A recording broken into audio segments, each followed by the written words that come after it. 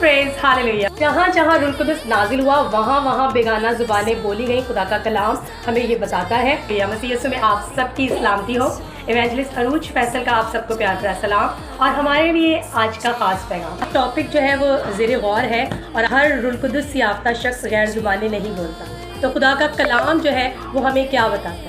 जो रूहुल कुद्दुस से भरा हुआ शख्स है वो बेगाना ज़ुबानों में बातें करता है। पहला करंथियों 14 बाब और उसकी दूसरी आयत में लिखा है, क्योंकि जो बेगाना ज़ुबान में बातें करता है वो आदमियों से बातें नहीं करता बल्कि खुदा से, इसलिए कि उसकी कोई नहीं समझता, हालांकि वो अपनी रूह के वसीला से भेद की बातें कहता है। तो खुदा का कलाम आज हमें यहाँ क्या बता रहा है कि जो बेगाना ज़ुबानों में बातें कर रहा है वो इंसान से बात नहीं कर रहा, वो खुदा से बात कर रहा है। और मैं अगर आपसे एक और बात करूँ, फिलिपियों 3 बाब और उसकी 20वीं आयत में लिखा है, मगर हमारा वतन आसमान पर है और हम एक मुनंजी यानी खुदावन यीशु मसीह के वहाँ से आने के इंतज़ार में है। अब अगर हमारा जो वतन है वो आसमान का है तो हमें आसमानी बोली भी तो आनी चाहिए ना अजीज़ों।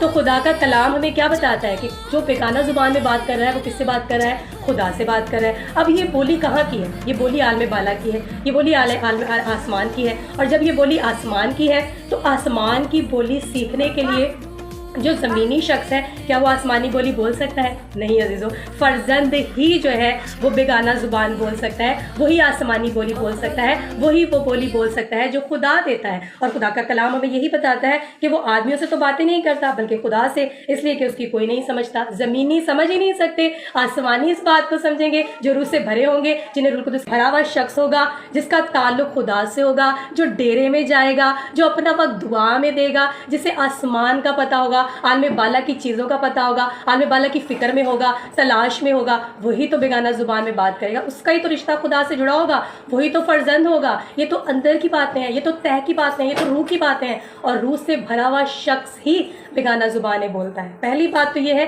कि जो रूह से भरा हुआ होगा वही बेगाना ज़ुबानें बोलेगा। अब निशान क्या है? खुदा के कलाम में लिखा है अमाल 1:8 में, लेकिन जब रूहुल कुद्दुस तुम पर नाजिल होगा तो तुम क्या पाओगे? कुव्वत पाओगे। अमाल 2:1 में क्या लिखा है? और वो सब रूहुल कुद्दुस से भर गए और गैर ज़ुबानें बोलने लगे, जिस तरह रूह ने उन्हें बोलने की ताकत बख्शी। अब जो रूहुल कुद्दुस से भरा हुआ होगा वही तो बेगाना ज़ुबानें बोलेगा, वही तो गैर ज़ुबान में बातें करेगा।